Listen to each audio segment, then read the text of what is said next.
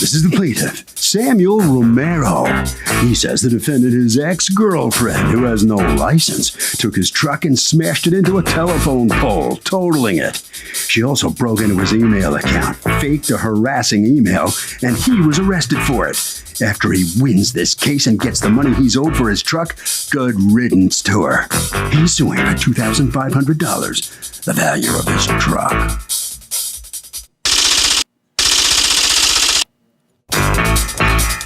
This is the defendant, Hilda Hernandez. She says she's confident she's going to win this case because she did not take the truck. The truck belonged to her, too. The plaintiff's only suing her because she doesn't want to be with him anymore, and this is his way of getting back at her. She's accused of mucking up a truck.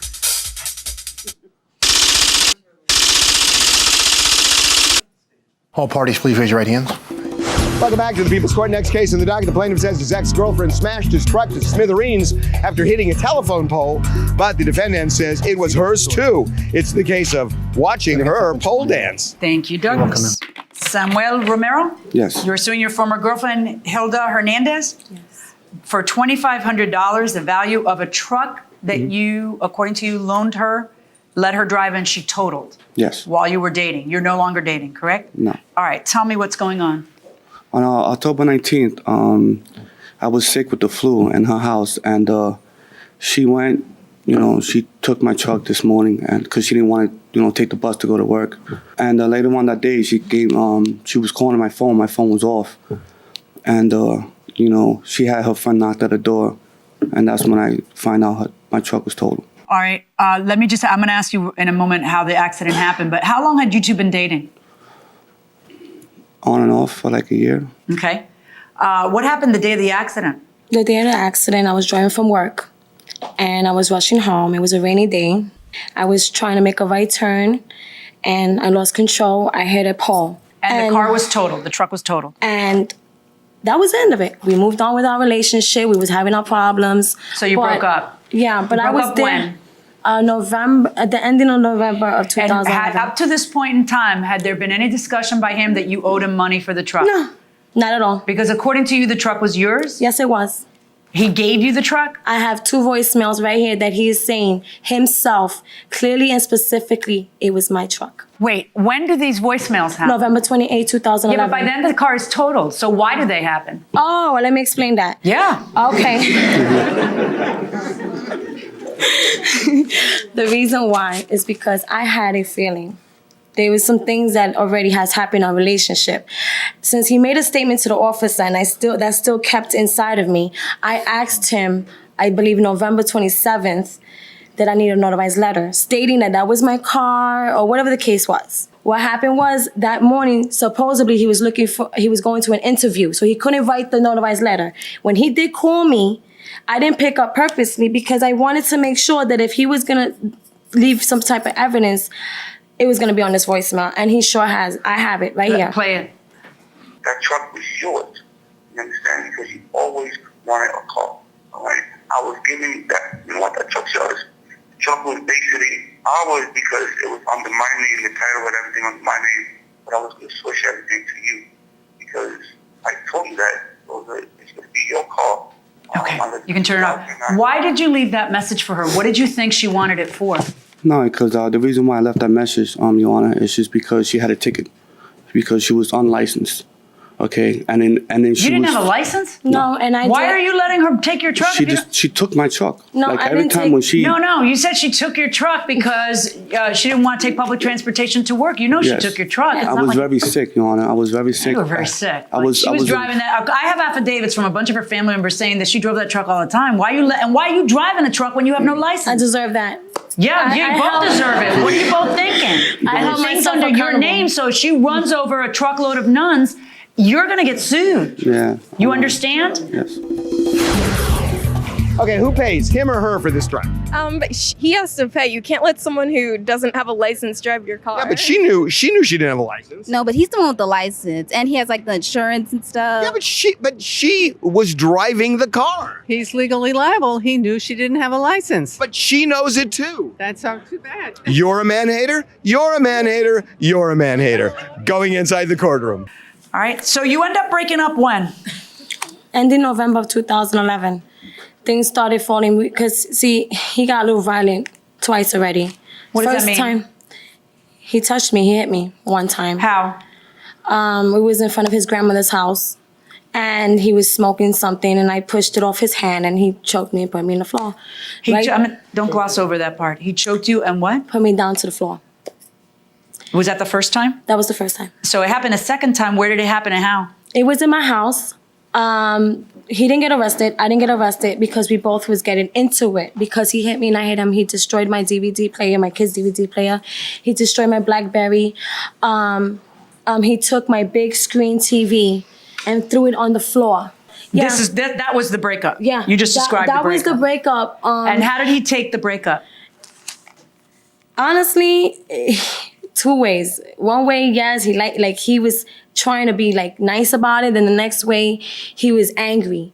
You know. But he wanted you back. Yeah, but he made it seem like we were still together. He would tell other people that we were still together, and we wasn't together. He was in denial? Yes, very so, and maybe he still is. I mean, there's an obsession going on here because I have an email, I have poems even after the car accident.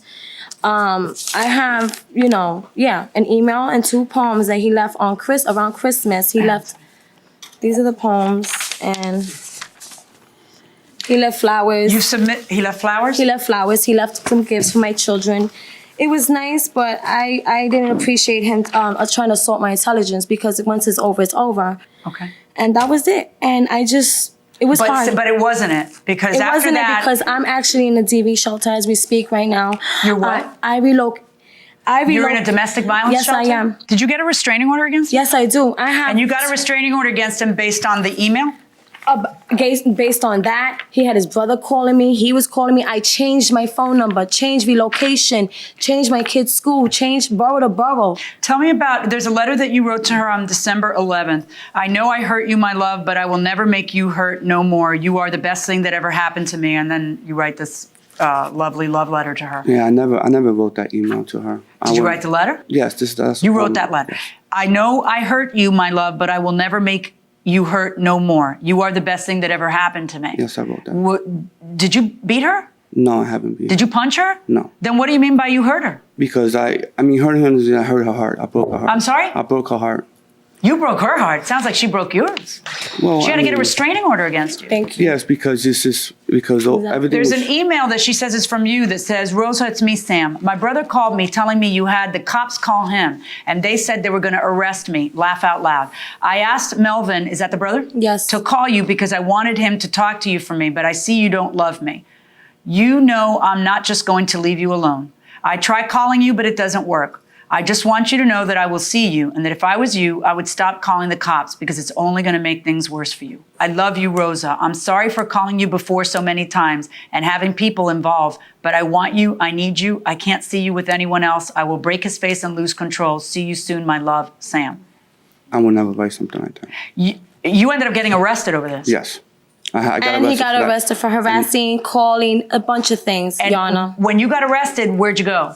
I went to jail. To Rikers Island? Yes, I was there. And how long were you at Rikers Island? I was there for a month. Was there a criminal case filed for harassment? Yes, there was. I have the police reports here. And then what happened with that criminal case? It's pending? It's still pending. Oh, yeah, it's still pending. I want a 2-year or 5-year order protection. I just want to live my life in peace, Your Honor.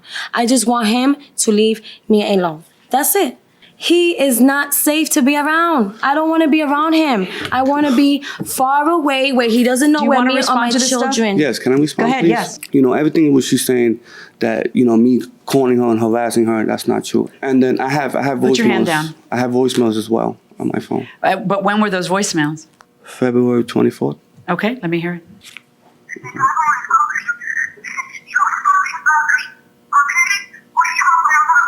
I can't understand a word. We got to figure something else out. Hand it to me and let me hear it. And then we'll...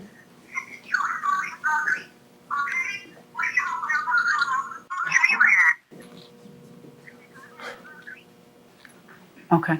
Let me tell you guys something. I think you have reason to be very alarmed. I do. And you have to make some decisions. And that wasn't a decision that makes sense. to call him up and tell him the obscenities that you were saying and screaming at him and cursing him out is not a good decision when you have a restraining order. I may not believe everything that you have posited here. I may not believe every word of how you've described this, but I believe that he is obsessed with you. And I believe that these are the cases the rest of us read about in the papers. So do what you got to do and get yourself away from all of this. Now you listen to me. You have an unhealthy obsession with her. I can tell. I know you're denying this email, but I think you sent the email. But even if you didn't send the email, I see the letters. You've got to move on. You're done. You okay? You deserve somebody who loves you back. You deserve somebody who que te pasa la manito y te diga papi. All right? Somebody who strokes you and calls you papi. Yes. All right? That's what you deserve. Yes, I'm engaged. Excellent. I'm getting married. Excellent. Then you're engaged to be married. Even Yes. more of a reason that you're moving on. So here's the next step.